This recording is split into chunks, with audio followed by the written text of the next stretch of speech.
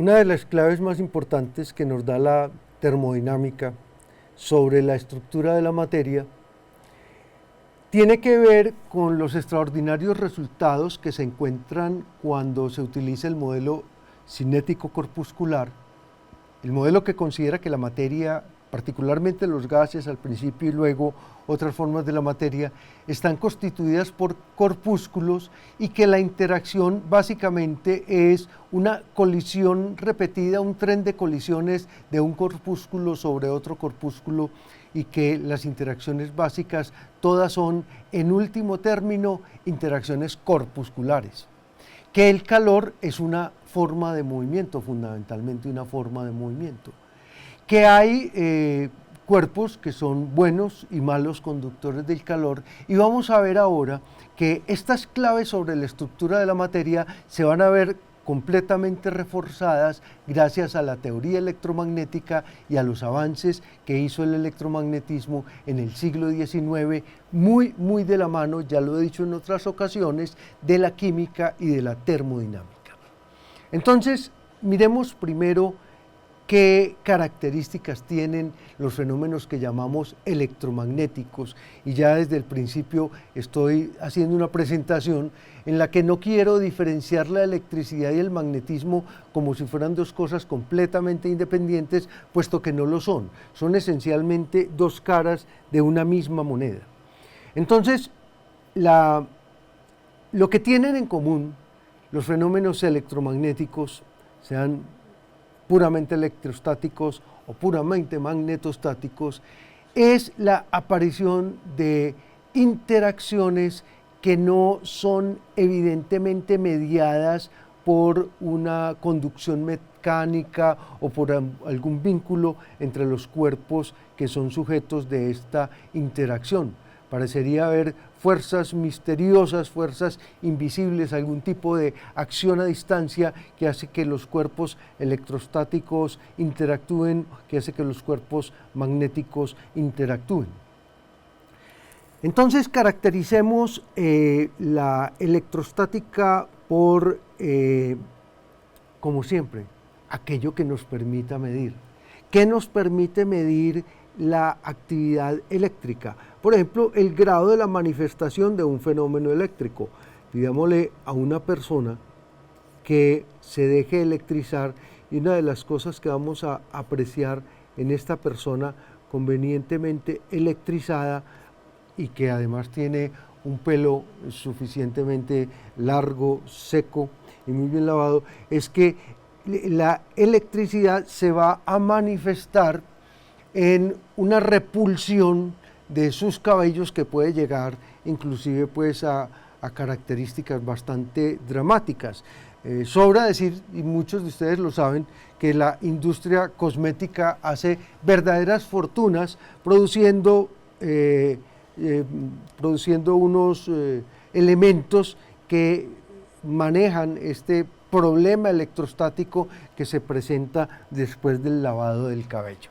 Bueno, un electroscopio un poco menos dramático, más sencillo y más esquemático, está constituido por una esfera metálica unida a un par de tiras también metálicas.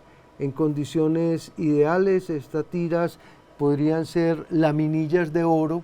El oro se deja reducir a laminillas muy delgadas, y entonces el experimento clásico es, por ejemplo, frotar un peine con la cabeza y después ese peine frotarlo acá, y entonces puedo observar cómo las laminillas se separan de una manera bastante dramática. Supongo que todos han alguna vez jugado con un imán, y entonces verán que el imán tiene una serie de propiedades, entre las cuales la más notable es atraer y alinear objetos ferrosos, objetos que llamamos ahora objetos magnetizables, o interactuar con otros imanes. Y entonces, ¿qué diferencias notables hay entre estos fenómenos? Miremos, yo creo que de las manifestaciones más impresionantes y clásicas de la electricidad, pues son los rayos. La atmósfera de la Tierra todo el tiempo está siendo bombardeada por rayos. Una cosa curiosa, en la antigüedad se le atribuía, como a todo, se le atribuía un origen mítico, divino a los rayos, y se decía que los rayos eran la manifestación de la cólera divina. En la mitología griega, Zeus era el rey, el dios de los dioses, y manifestaba su cólera lanzando rayos a la tierra. Resulta que un descubrimiento que se ha hecho más bien de manera reciente sobre el origen de los rayos indica que los rayos son producidos, en último término, por rayos cósmicos. Entonces, de alguna manera, sí, los rayos son una manifestación. Yo no sé si de la cólera de algún dios, pero en todo caso, los rayos son la manifestación de los rayos cósmicos que interactúan con la atmósfera y precipitan estas impresionantes descargas de lo que para nosotros ahora va a ser una de las características fundamentales y constituyentes fundamentales de la materia. Si bien asociar los rayos con fenómenos mucho más cercanos, como el fenómeno de que los objetos de vidrio son casi que imposibles de limpiar, por más que usted limpie y limpie un objeto de vidrio, una superficie de vidrio, esa superficie se va a llenar de polvo.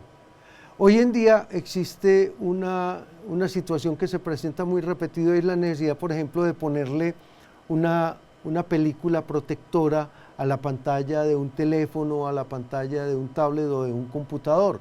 Para hacerlo, pues estas superficies hay que limpiarlas muy bien, y resulta que mientras uno más las limpia y más las frota, aumenta considerablemente en ellas la tendencia a traer motas de lana y de polvo, que después, cuando usted le pone la película protectora, se van a manifestar como una muy incómoda perturbación. ¿Qué relación hay entre las superficies de vidrio bien limpiadas o imposibles de limpiar con los rayos? Pues ya lo veremos. Los chinos hicieron una observación bastante curiosa hace ya muchos miles de años. Observaron que una cucharilla de hierro, como la que ustedes ven en pantalla, tiene la tendencia a alinearse. Estas cucharillas se pueden balancear en un punto muy fino, y entonces tienen una gran tendencia a rotar. Y bueno, con esto se pueden hacer juegos muy divertidos, no el juego de la botellita, pero sí el juego de la cucharita. Y resulta que estas cucharitas tienen una fuerte tendencia a orientarse. Este fue el origen de la brújula. Los cuerpos ferrosos tienen esta gran tendencia a interactuar con los imanes, y resulta que la Tierra es un gran imán. La asociación entre el comportamiento electrostático que advertíamos acá en esta primera diapositiva, cuando un señor lava su cabello muy bien lavado y después lo cepilla, o una señora, para ser muy incluyentes, entonces cuando lava su cabello y lo cepilla, entonces este cabello se va a erizar, a menos que use alguna de esas sustancias antierizantes. O bueno, ya en términos más prácticos, nosotros podemos electrificar un electroscopio y entonces observar por el ángulo en el que se separan sus lamillas cuál es el grado de carga que ha adquirido. Un célebre investigador norteamericano que se llamaba Benjamin Franklin, quien entre otras cosas fue un gran patriota y luchador por la independencia de los Estados Unidos de la corona británica, hizo un experimento bastante trascendental. Este experimento implicaba un conocimiento previo, y es el hecho de que las sustancias, los cuerpos húmedos, transmiten la electricidad. No es suficiente ver que usted puede cargar un electroscopio, es interesante ver que la electricidad se puede comportar como un fluido, y de hecho durante mucho tiempo existió la teoría de que había un fluido eléctrico. Entonces el experimento de Franklin consistió en elevar una cometa en un día lluvioso hasta una nube tormentosa, sin necesidad de que la cometa sufra el impacto de un rayo por el hecho de estar cerca de una nube tormentosa. Entonces la cometa va a transmitir electricidad que muy hábilmente Franklin va a colectar en una llave que va a colgar de esta parte del hilo de la cometa. Advertencia importante, completemos el dibujo. Franklin no está bajo la lluvia. Franklin está protegido debajo de una cabaña para que al menos parte del hilo con el que sostiene la cometa esté seco y no transmita la electricidad. Cuentan que algunas personas que repitieron el experimento de Franklin sin tener la precaución de ponerse a salvo bajo una cabaña no sobrevivieron para contar la historia. Franklin muy juiciosamente hace este experimento, se va para su laboratorio, toma su electroscopio y entonces acerca la llave que previamente estuvo expuesta a la cólera de Zeus, y entonces efectivamente los brazos del electroscopio se separan, diciéndonos más allá de toda duda que aquello de lo que están cargadas las nubes y que después va a producir los peligrosísimos rayos es exactamente lo mismo que por fricción puede producir la carga de un electroscopio. Aquí vemos en esta versión bastante clásica de un electroscopio, típicamente se le acerca una barra que puede ser una barra de una sustancia resinosa como el ámbar.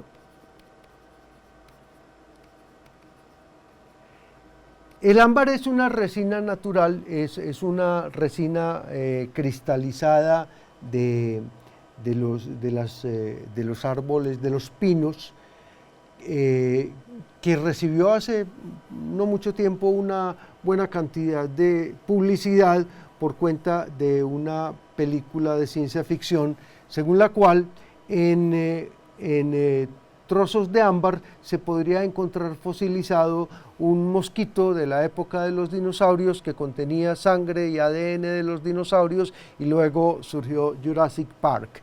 Pero el ámbar era muy conocido en la antigüedad y se lo consideraba una especie de piedra preciosa, y al igual que los vidrios y las piedras preciosas, tiene el problema de que por más que usted lo frote, nunca se deja limpiar del todo, sino que adquiere la molesta propiedad de atraer motas de polvo y motas de lana. Entonces, de la misma manera que usted por frotación electriza su pelo, puede electrizar un pedazo de ámbar y entonces acercarlo a un electroscopio y ver cómo se separan las laminillas del electroscopio. A propósito, la palabra griega para ámbar es electrón, y entonces la palabra electricidad proviene justamente de esta resina natural que Hollywood inmortalizó en épocas recientes. Pero se descubrió que no solamente el ámbar tiene este efecto, también el vidrio. También una varilla de vidrio convenientemente frotada produce un efecto eléctrico, por decirlo así. La cuestión interesante es que aparentemente la electricidad del vidrio y la electricidad del ámbar tienen signos opuestos y se cancela la una a la otra de una manera completamente arbitraria. Como son todas las convenciones, se decidió que la electricidad proveniente del ámbar sea electricidad negativa y la electricidad proveniente del vidrio sea electricidad positiva. Entonces, por esta razón, hoy en día los electrones han de cargar con la característica de ser partículas de electricidad negativa, pero pues ni riesgos que en esta época fueran a saber que la mayor cantidad de carga eléctrica que fluye a través de los cuerpos es debida justamente a estos electrones de carga negativa que tienen una gran movilidad. La constitución eléctrica de la materia, como digo, se manifiesta muy notablemente en estos fenómenos de electrificación. Entonces, de nuevo, nosotros tenemos una varilla que previamente ha sido acondicionada mediante frotamiento. Esta varilla nosotros la vamos a acercar a un cuerpo neutro. Ese cuerpo está colgado de un par de tiras, y entonces cuando acercamos esta varilla al cuerpo neutro, resulta que el cuerpo se siente atraído, es decir, hay una fuerza invisible que actúa desde el cuerpo cargado hacia el cuerpo neutro. Esto sucede tanto si acerco al cuerpo una varilla de ámbar, o una varilla de vidrio. Esta sería la varilla de vidrio y esta sería la varilla de ámbar, y entonces en ambos casos, vamos a pintarlo aquí de una manera más notable, en ambos casos se manifiesta una fuerza de atracción. Esta fuerza de atracción sobre un cuerpo cargado, aunque ya se había visto que había una interacción entre la electricidad vítrea y la electricidad resinosa que se cancelaban, pero se cancelaban luego de atraerse. Resulta que la observación que se hace es que la electricidad del mismo signo se repele y de signo contrario se atrae. Entonces podemos explicar la atracción que ejerce una varilla cargada sobre un cuerpo descargado, como puede ser un pedazo de papel, una bolita de icopor o un poco de polvo. Esta atracción la podemos explicar por una suerte de polarización, es decir, el cuerpo que se expone a la presencia de otro cuerpo cargado, el cuerpo neutro, en presencia de un cuerpo cargado, polariza sus cargas de esta manera. Las cargas de signo contrario al cuerpo cargado se aproximan al cuerpo, las cargas del mismo signo se repelen, y entonces hay una mayor proximidad de cargas de signo contrario que de cargas del mismo signo, y aquí predomina una atracción. La parte interesante es que yo puedo partir esto y entonces me puedo quedar acá con un cuerpo que está cargado solo con electricidad del vidrio y otro que está cargado solo con electricidad del ámbar. Es al revés. Esta sería electricidad del ámbar y esta sería electricidad del vidrio, y si los junto otra vez se neutralizan. Entonces lo interesante de la polarización de cargas, de la carga eléctrica, es que la carga eléctrica se puede aislar, y eso es algo que resulta muy interesante y esclarecedor, que yo pueda aislar cargas eléctricas.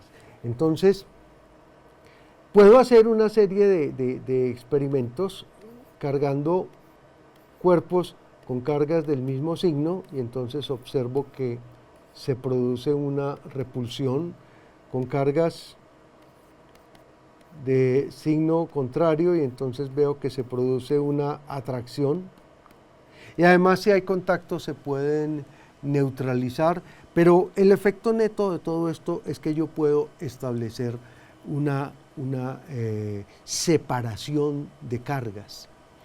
Esta separación de cargas me permite además, con experimentos de este tipo, primero cuantificar la carga. Siempre cuantifico la carga mediante un electroscopio, algún tipo de electroscopio me dice cuánta carga hay en un cuerpo en función de la separación de las laminillas. Después puedo, pesando el cuerpo, saber, y conociendo este ángulo respecto a la vertical y conociendo el peso del cuerpo, puedo saber cuál es la fuerza eléctrica que actúa, y todo esto se resume en una ley empírica que se llama la ley de Coulomb, que me dice que La fuerza de interacción eléctrica es proporcional a las cargas eléctricas, a la magnitud de las cargas e inversamente proporcional al cuadrado de la distancia. Este R al cuadrado es bastante familiar en la física porque es la misma ley de fuerza que aparece en la gravitación universal, con una diferencia. En la gravitación universal la atracción y la fuerza siempre es atractiva, en cambio en la interacción eléctrica esta fuerza puede ser repulsiva o puede ser atractiva. A esto se lo denomina la ley de Coulomb. Como les digo, es una ley empírica que simplemente me habla de la cuantificación de cargas mediante electroscopios y la medición de fuerzas mediante balanzas de torsión como las que estoy mostrando en este caso. La posibilidad de almacenar carga eléctrica en un vaso me revela otra interesante propiedad de la materia y de la electricidad. Yo puedo almacenar carga eléctrica, yo puedo llenar un vaso metálico, lo puedo llenar de carga eléctrica y además lo aíslo del entorno mediante otro vaso de vidrio. Entonces voy a tener que respecto a la electricidad, la materia se puede caracterizar por aquellos materiales que conducen la electricidad y se llaman conductores y aquellos materiales que no conducen la electricidad y se llaman aisladores o aislantes. Y entonces la conducción de la electricidad genera este otro interesante concepto que es el concepto de corriente eléctrica. Por ejemplo, por el proceso indefinido de cepillar y cepillar y cepillar el pelo y después traer con un cepillo de cabello, sistemáticamente yo puedo acumular aquí cualquier cantidad de carga y después esa carga yo la puedo almacenar en un vaso, que a propósito se llama un vaso de Leyden y que hoy es más conocido con el nombre de condensador. Yo puedo acumular una gran cantidad de carga eléctrica. ¿Cuánta carga eléctrica se puede almacenar en un vaso? Un vaso de dimensiones típicas, 15 centímetros, digamos unos 15 centímetros de alto, unos 8 centímetros de diámetro, de un metal común y corriente, digamos de aluminio, y entonces usted puede almacenar ahí carga eléctrica, por ejemplo, suficiente para matar a un pavo. En la ciudad holandesa de Leiden celebraron la llegada del siglo XIX cocinando o matando un pavo a punta de botellas de Leyden y por eso seguramente tiene este curioso nombre.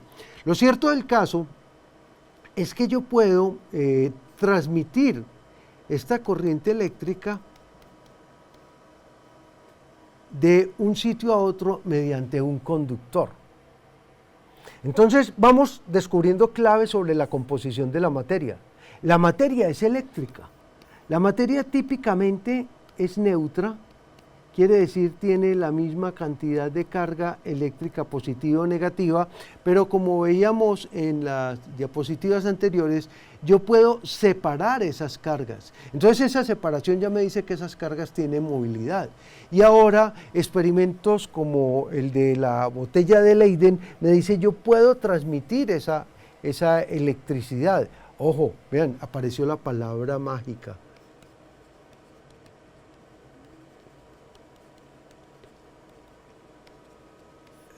No solamente la electricidad se puede conducir,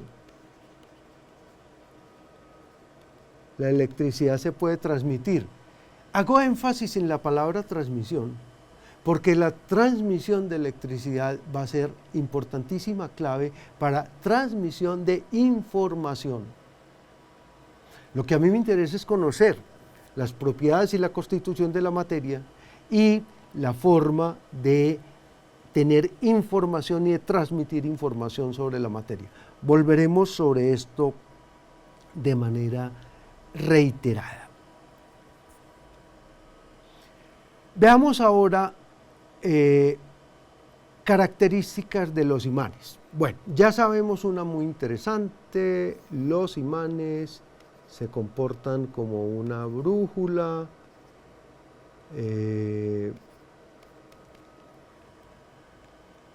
respecto a la Tierra se comporta como un gran imán. En algún momento se llegó a pensar, a finales del siglo XVI, Kepler llegó a pensar que la Tierra, el Sol y los planetas interactuaban magnéticamente, y entonces hubo bastante interés por conocer características de los imanes. Una de las características de los imanes se encuentran en forma natural, en forma de óxidos de hierro. Particularmente hay una sustancia que se llama la magnetita, que se conoció en la isla griega de Magnesia, que le da su nombre al magnetismo. Bueno, algo interesante de los imanes es que generalmente, y por estas propiedades de orientarse respecto a la Tierra y de orientarse unos imanes respecto a otro, yo puedo definir polos en un imán. Por convención, si la flecha indica la dirección norte-sur, entonces vamos a llamar polo positivo al polo norte y polo negativo al polo sur. Y entonces yo quiero separar el polo norte del polo sur y parto el imán por la mitad, como hice cuando quería separar cargas eléctricas. Polarizaba un cuerpo, lo partía por la mitad y tenía cargas negativas a un lado y cargas positivas al otro. Resulta que cuando yo parto un imán, lo que obtengo son dos imanes. Y si lo parto otra vez, vuelvo a obtener otro par de imanes más pequeños, y si lo sigo partiendo, vuelvo a obtener imanes cada vez más y más y más y más pequeños, hasta llegar a la siguiente conclusión: un gran imán no es más que una inmensa colección de pequeños imanes.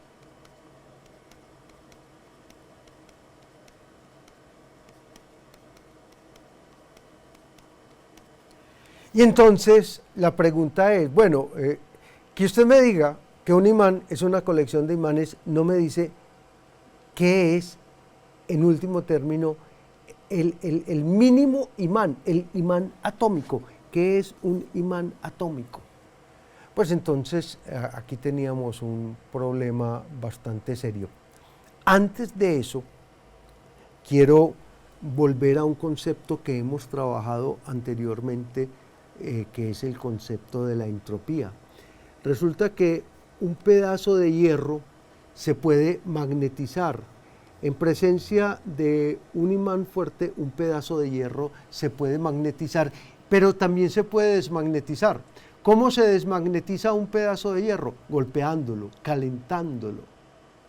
Entonces, la conclusión es la siguiente: un imán, que es una colección de imancitos pequeños muy bien alineados, se diferencia de un pedazo de hierro en que en el hierro los imancitos microscópicos tienen orientaciones al azar, pero esas orientaciones se podrían ordenar mediante la presencia de un imán suficientemente poderoso. ¿Esto qué les recuerda? El concepto de entropía. Un sistema del cual tengo mucha información, sé que todas sus partes están perfectamente alineadas, es un sistema de baja entropía. En cambio, si este sistema, por interacción con el medio, adquiere energía, entonces aumenta su temperatura, aumenta su entropía. Pierdo la información detallada de la orientación de cada uno de los imanes. Entonces puedo empezar a hacer asociaciones termodinámicas de los comportamientos electromagnéticos. Un imán es un sistema de baja entropía, un pedazo de hierro es un sistema de alta entropía. Ahí ya tengo una asociación electromagnética, pero hay otra muy importante. Yo les había comentado que bueno, la corriente eléctrica permite caracterizar la materia entre aisladores y conductores, Curiosamente, todos los materiales que suelen ser buenos aisladores o conductores de la electricidad son buenos aisladores o conductores del calor. Clave fundamental: el calor y la electricidad están intrínsecamente unidos. Por eso nuestra concepción de nuestra búsqueda por la caracterización de la materia tiene como elementos fundamentales el electromagnetismo y la termodinámica, unidos todos a través de la teoría atómica de la materia. ¿Qué es, en último término, un pequeño imán? Sigue la pregunta constante. Entonces vamos a decir lo siguiente: un pequeño imán o un imán fundamental o cualquier imán, en último término, es un electroimán, porque se hizo también un descubrimiento muy notable, y es que cuando en un cable circula una corriente eléctrica, que vamos a llamarla I, para nosotros simplemente la corriente eléctrica es la circulación de cargas eléctricas. Aquí delta Q quiere decir carga eléctrica y no calor. Entonces, el sentido en el que se desplazan las cargas positivas define la dirección de circulación de una corriente eléctrica. El señor Ørsted hizo la notable observación de que una brújula se orienta alrededor de una corriente eléctrica, y que alrededor de una corriente eléctrica hay un comportamiento magnético del espacio. Yo digo que el espacio tiene un comportamiento magnético cuando una brújula se orienta en el espacio, cuando una brújula responde a la presencia de una entidad magnética. Y entonces resulta que, de acuerdo con el experimento o con la observación de Ørsted, que después se volvió un experimento muy sistemático, el magnetismo no es otra cosa que la manifestación del movimiento de las cargas eléctricas. Entonces, el magnetismo es electricidad en movimiento. De esta manera, si yo tengo un arrollamiento que yo llamo una bobina, y a esta bobina le pongo algo que haga circular la corriente eléctrica, que genéricamente lo voy a llamar una fuente de potencial. Más adelante vamos a hacer más explícita esta idea. Yo simplemente sé que los desbalances de cargas eléctricas tienden a resolverse. Aquí otra vez tengo un símil con la termodinámica. Dos cuerpos que están a diferente temperatura, si se ponen en contacto, llegan a la misma temperatura. Dos cuerpos que tienen una diferente distribución de carga eléctrica, si se ponen en contacto con un conductor, llegan a tener la misma distribución de carga eléctrica. Entonces, el equilibrio eléctrico se parece mucho y tiene mucho que ver con el equilibrio termodinámico. Los cuerpos en contacto de distintas temperaturas tienden a la misma temperatura. Los cuerpos en contactos con distinta electricidad tienden a tener la misma distribución de carga eléctrica. Entonces yo les mostraba cómo yo puedo almacenar una gran cantidad de carga eléctrica en un condensador y después hacer que esa carga se descargue y que circule en un conductor. Me voy a referir más adelante a uno de los descubrimientos más trascendentales que se hicieron a finales del siglo XVIII, que fue la pila de Volta. Y entonces, en lugar de este complicado y mortífero instrumento que utilizaban en Leiden para cocinar pavos, vamos a utilizar un descubrimiento de Volta que se llama la batería eléctrica. El vaso de Leiden me permite generar rayos en el laboratorio, rayos mortales, como atestigua el pobre pavo de 1800. Pero el invento de Volta, del cual hablaremos más extensamente luego, me permite sostener corrientes de baja intensidad durante tiempos prolongados. Lo cierto del caso es que cuando yo hago esto, inmediatamente esta bobina se comporta como un imán. Si yo además dentro de la bobina meto un pedazo de hierro, entonces esto se va a comportar exactamente como un imán y he llegado a la gran conclusión, el magnetismo no es más que la manifestación de corrientes eléctricas.